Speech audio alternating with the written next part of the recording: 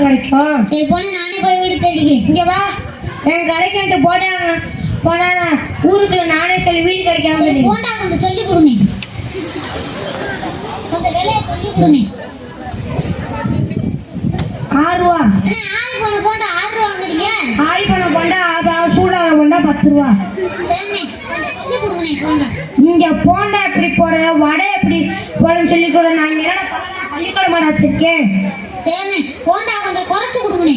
ஏய் ஏய் ஏய் ஏய் ஏய் ஏய் ஏய் யார் அடிக்கிற கல்ல தேடுற? நான் வெறி பிடிச்ச மாதிரி தெரியல.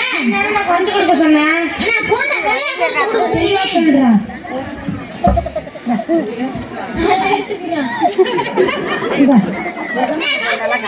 அப்புறம் எதுக்குடா வாங்க வந்த? நான் மாதிரி குறைச்சுக்கிட்டா நம்ம போண்டா வாங்க ஒருத்தன் கூட வர மாட்டேங்கிறானு நம்ம திம்போம்.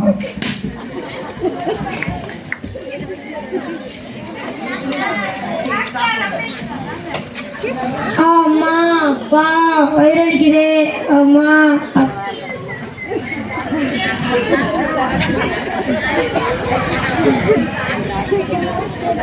அம்மா சொல்லுங்க. வாய்த்துக்குள்ள வாயோடிக்க கேட்கற மாதிரி டம்மு டும்முங்கு, காதுக்குள்ள கருவின்னு கத்துற மாதிரி கீங்கு இருக்கு. டாக்டர் எது கண்டதெல்லாம் வாங்கி சாப்பிடுறீங்க? இதெல்லாம் வந்து சாப்பிட நான் போட்ட போண்டாவை நானே சாப்பிட்டேன். அப்புறம் இந்தாங்க 200 ரூபா அவங்க போண்டா போய் உடுக்கி வச்சிருவாங்க. நானா கொஞ்சம் பொழைச்சிக்கிறேன். இப்போ ஏங்கதி அவங்களுக்கு ஃப்ரீயா வைத்தியம் பார்க்குறேன். இந்தாங்க மருந்து. எதுக்கு ஐயோ அது சாப்பிடணும். புளி சேர்க்க கூடாது.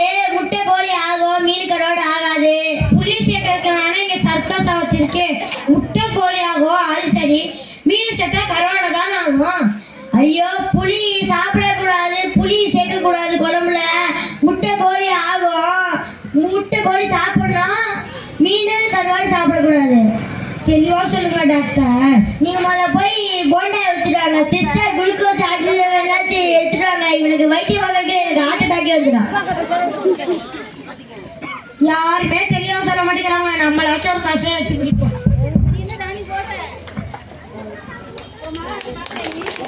சிறப்பாக நடித்து காட்டிய என் மாணவர்களுக்கு வாழ்த்துக்கள்.